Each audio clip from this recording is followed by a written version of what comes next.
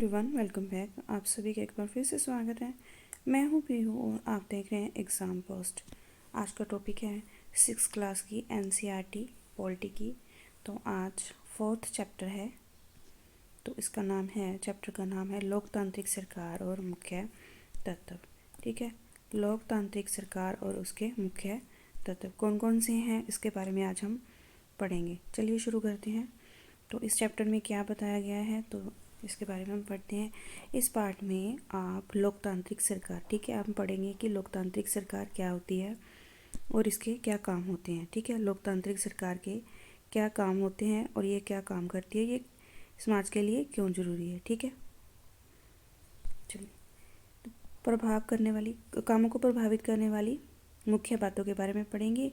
इसमें लोगों की भागीदारी कैसे करेंगे, सम्मिलित कैसे हो सकते हैं सरकार के कामों में। ठीक है, पार्टिसिपेट कैसे कर सकते हैं सरकार के कामों में।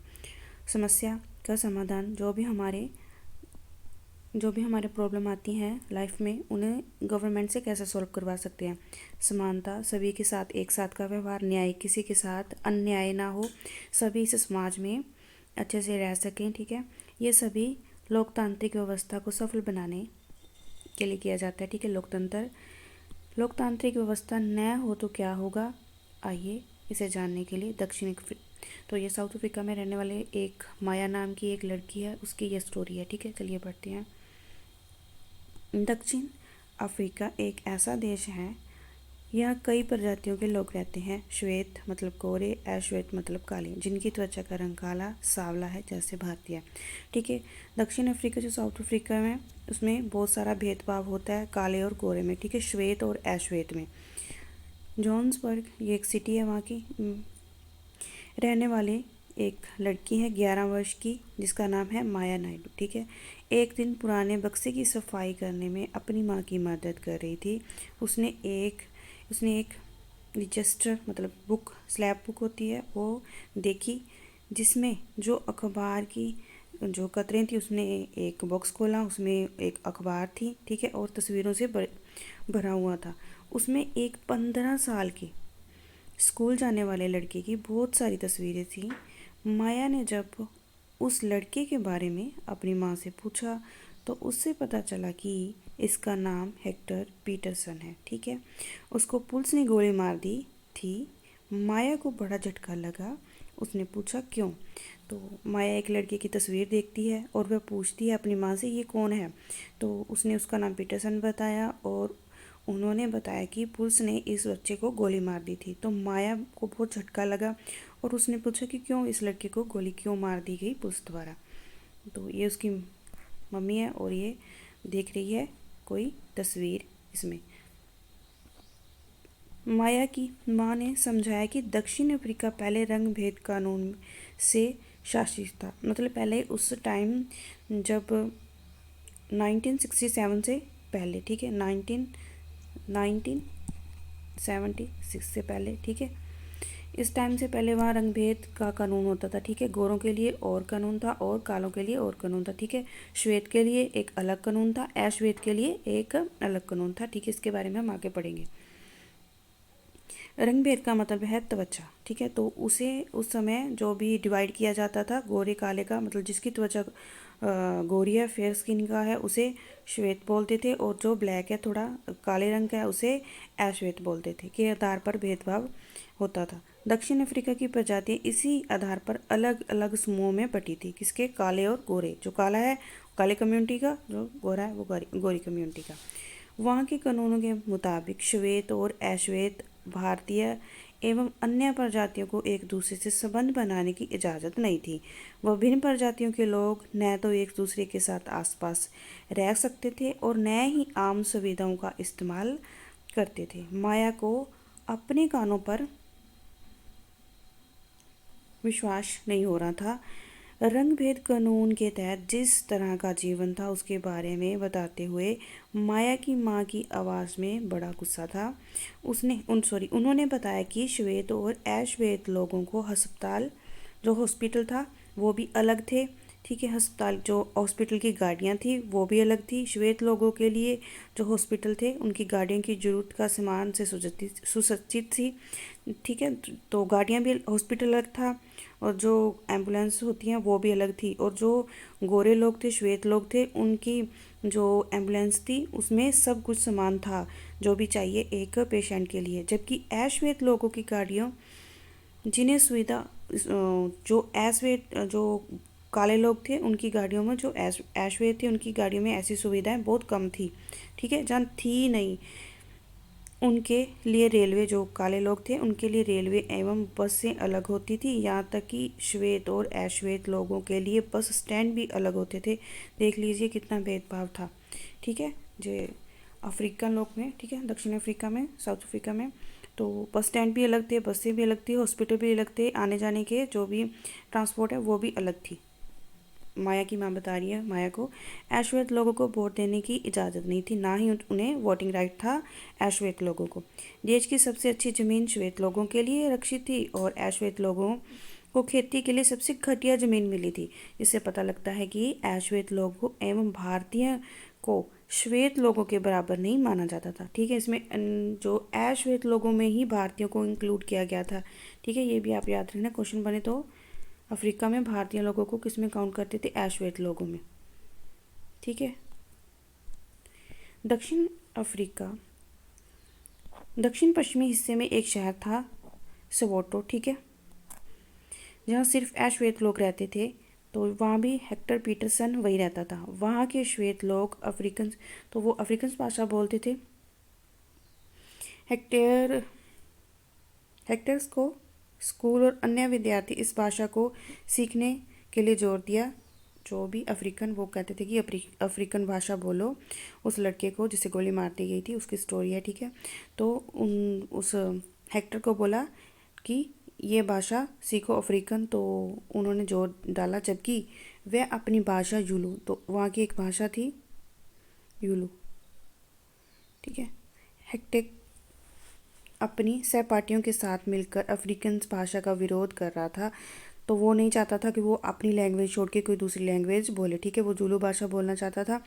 दक्षिण अफ्रीका की पुलिस ने विद्रोह करने वाले इन लोगों को बड़ी बेरहमी से पीटा और बड़ी जो लोगों का जो लोग इकट्ठे हुए थे कि हम ये भाषा नहीं बोलेंगे, पुलिस वालों ने उन पर बेरहमी बरताई और उन्हें पीटा। ठीक है, भीड़ पर गोलियां बरसाई। उनमें से एक गोली हेक्टर को लगी और वह मर गया। ठीक है, वह ये कब की घटना है?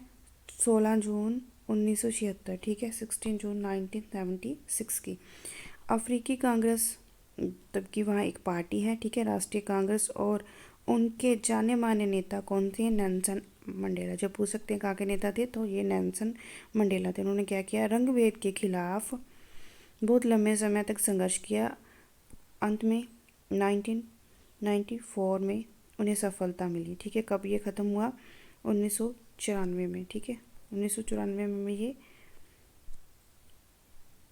ख़त्म हुआ। ठीक है, रंग भेद की नीति ख़त्म कर दी गई और दक्षिण अफ्रीका एक लोकतांत्रिक देश बन गया जब से।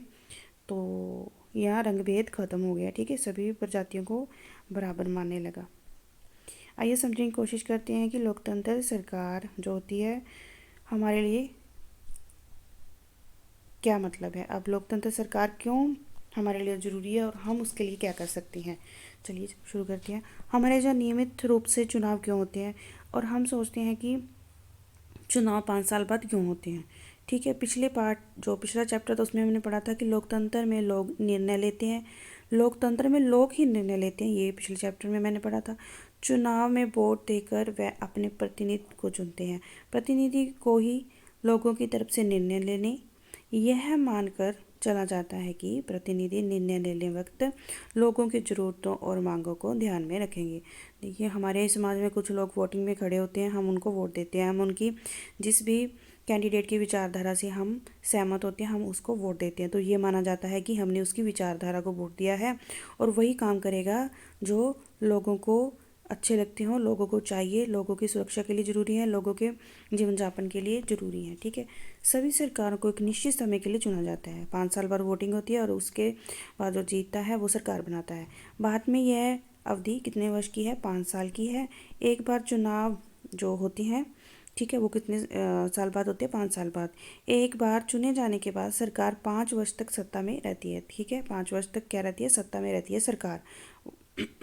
सरकार फिर से सत्ता में बने रहना तभी संभव है जब लोग उन्हें बार बार चुने। ठीक है, 5 वर्ष बाद फिर वही सरकार तब आ पाएगी जब लोग उसे वोटिंग देंगे, उसको बहुमत मिलेगा। ठीक है, मैंडेट उनके पक्ष में होगा। चुनाव का समय लोगों के लिए बड़ी घड़ी है, तब वह लोकतंत्र में अपनी ताकत को महसूस कराते हैं। इस तरह से नियमित चुनाव होने से लोगों का सरकार पर नियंत्रण बना रहता है। टाइम टाइम पे चुनाव होते हैं, सरकार वो काम कभी नहीं करेगी जिससे उसे सत्ता से बाहर जाना पड़े। लोगों की जो बड़ी एक तबका जो किसी चीज़ की डिमांड कर रहा है उसे गवर्नमेंट पूरा करती है, क्योंकि उन्हें पता है कि आने वाले चुनाव में वो वोट नहीं देगी और वोट न मिलने के कारण हम सत्ता से बाहर हो जाएंगे, हमारी सरकार गिर जाएगी। ठीक है, भागीदारी के अन्य तरीके कौन कौन से हैं? चुनाव जो 5 वर्ष में एक बार होता है। वोट देने के अलावा लोकतांत्रिक सरकार के निर्णय और नीतियों में लोगों के भाग लेने और, ठीक है, ये सरकार बताया गया है। क्या क्या हमें इसमें पढ़ते हैं हम? बुरा हाल, यह बुरा नहीं हो, ठीक है, इसमें बात की गई है पानी। ठीक है, पानी की समस्या है किसी पर्टिकुलर एरिया में, ठीक है, उसके बारे में बात की गई कि सरकार हमें पानी मुहैया कराए, नहीं तो हम सरकार बदल देंगे। तो ये एक चिट्ठी लिखी है किसी संपादक ने। दीवारों पर लगे, तो जो पोस्टर लगा देते हैं दीवारों पर, उसके बारे में लिखा है। तो साइड बोर्ड लगाते हैं ना, बड़े बड़े चिपका देते हैं, जहाँ तक कि सड़क के नक्शे पर भी चिपका देते हैं। सभी राजनीतिक दलों को चाहिए कि वह इस तरह के पोस्टर पर रोक लगाए और इससे सहमति बनाए। वो किसी महेश कापिस ने लिखा है, दिल्ली के हैं, उन्होंने लिखा है कि जो बड़े बड़े पोस्टर चिपका देते हैं दीवारों पर, और कभी कभी तो जो रोड मैप होते हैं वो भी नहीं दिखते, इसलिए इन्हें चाहिए कि जो बड़े बड़े पोस्टर ना चिपकाए। सुंदरता भी इससे, शहरों की सुंदरता भी इससे क्या होती है? खराब होती है। ठीक है, तो चलिए आगे क्या है? ये एक कार्रवाई है जिसमें जो बाघ हैं उनकी संख्या गिर रही है, तो जंगल चोर इनका शिकार कर लेते हैं। और उन्होंने गंभीरतापूर्ण एक सवाल किया है गवर्नमेंट से कि ये ना हो कि बाघ खत्म ही हो जाए। ठीक है, यह है कि लुप्त प्रजाति हो जाए, इसलिए सरकार को इसके बारे में कदम उठाना चाहिए और जो जंगल चोर हैं, जो शिकार करते हैं, उन्हें सज़ा देनी चाहिए और इस मुद्दे को गंभीरतापूर्ण लेना चाहिए। ये क्या है? सरकार से इनकी डिमांड है। क्या? ये सोहनलाल पाल हैं जो गुवाहाटी असम से हैं। बाढ़ पीड़ितों को मुआवजा मिलना चाहिए, ये भी सरकार से डिमांड की जाती है। ठीक है, इस तरह से हम गवर्नमेंट से डिमांड करते हैं। पानी नहीं है, पोस्टर ना लगाएं, बाघ मर रहे हैं उन पर कार्रवाई हो, और बाढ़ आई है उनको मुआवजा मिले। ठीक है, नेक्स्ट है लोक सरकार से कार्रवाई। जो सरकार है उसकी कार्य में रुचि लेकर और उसकी आलोचना करके अपनी भागीदारी निभाते हैं। अगस्त 2005 में जब एक खास सरकार ने बिजली का किराया था, बिल था, वो बढ़ा दिया था, तो लोगों ने अपना विरोध बहुत ही तीखे रूप में व्यक्त किया। लोगों ने जुलूस निकाले और हस्ताक्षर अभियान चलाया। सरकार ने अपने निर्णय को बचाने, तो सरकार ने जो निर्णय लिया था उसके बचाव में लोगों को समझाने की कोशिश की, लेकिन लोग अपनी डिमांड पर अड़े रहे, तो बिजली के बढ़ाए हुए बिल दामों को घटाना पड़ा। ठीक है, तो गवर्नमेंट ने 2005 में बिजली के बिल बढ़ा दिए थे। ठीक है, बिजली का किराया बढ़ा दिया था, लेकिन लोगों ने इसका विरोध किया, उसके लिए जुलूस निकाले, हस्ताक्षर अभियान शुरू किया, लेकिन सरकार ने अपने बचाव में बहुत सारी दलीलें दी, लेकिन लोगों ने नहीं मानी।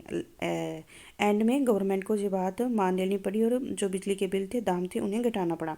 तो सरकार ने क्यों ये बात मानी? क्योंकि बिजली के बिल सब पर अफेक्ट करते। ठीक है, घर घर में तो बिजली का बिल आता है, तो इसलिए गवर्नमेंट को लगा कि हम इनकी बात नहीं मानेंगे तो शायद हमारी सत्ता पलट जाएगी, हमें ये वोट नहीं देंगे। ठीक है, खेल सारा वोट का ही है।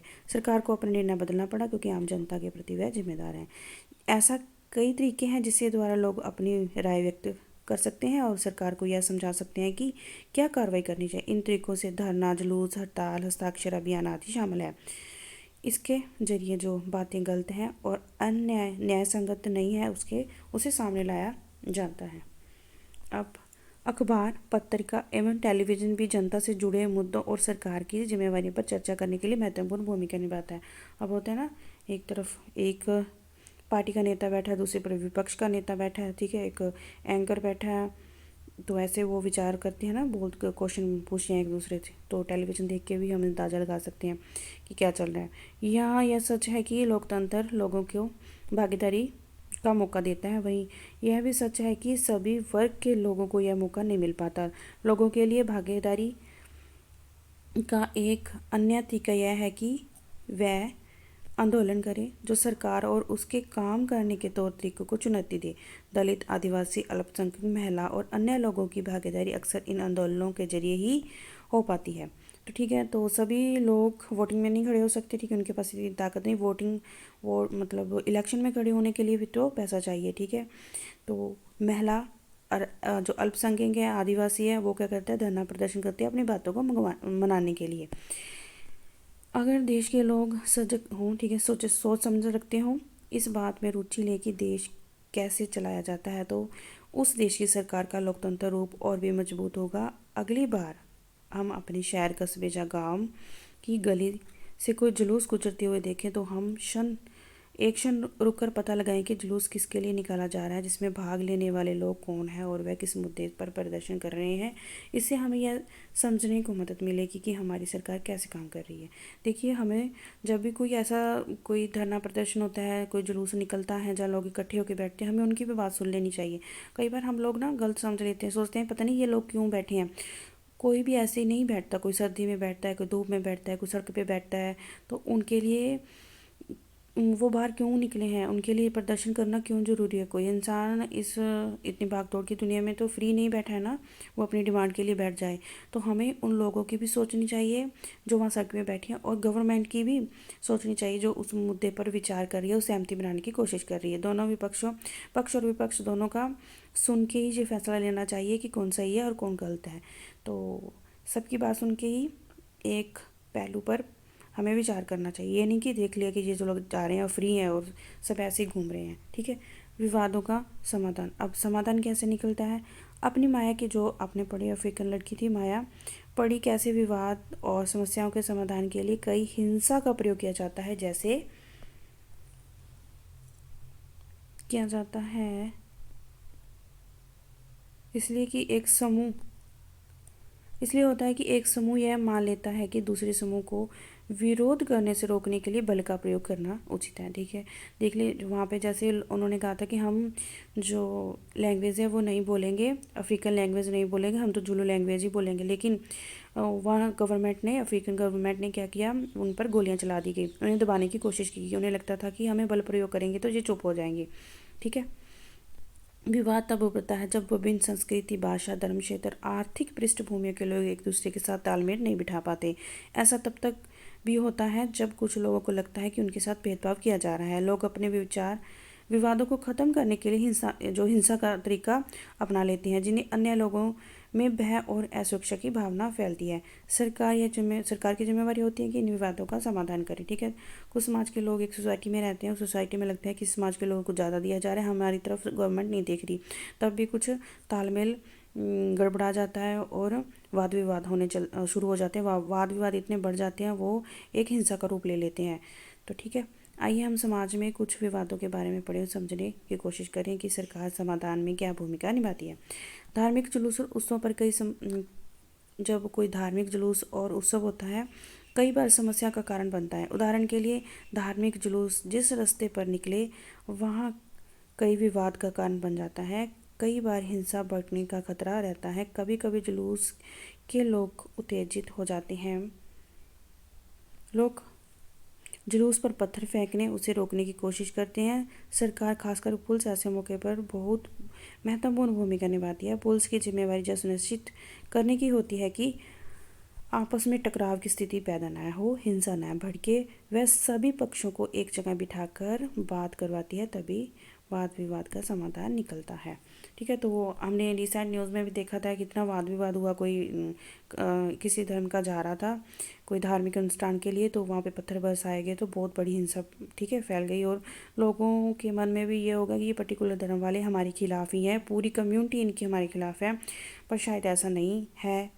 तो कुछ खास किस्म के लोग होते हैं जो इस देश को, मतलब किसी भी कंट्री को नुकसान पहुंचाते हैं, चलिए आगे करते हैं। नदियाँ भी कई विवाद का कारण बनती हैं। कुछ नदियाँ एक से अधिक राज्यों में होकर बहती हैं, ठीक है। जो पानी होता है नदियों का, उनके बंटवारे को लेकर भी एक राज्य दूसरे राज्य के साथ वाद विवाद उत्पन्न हो जाता है।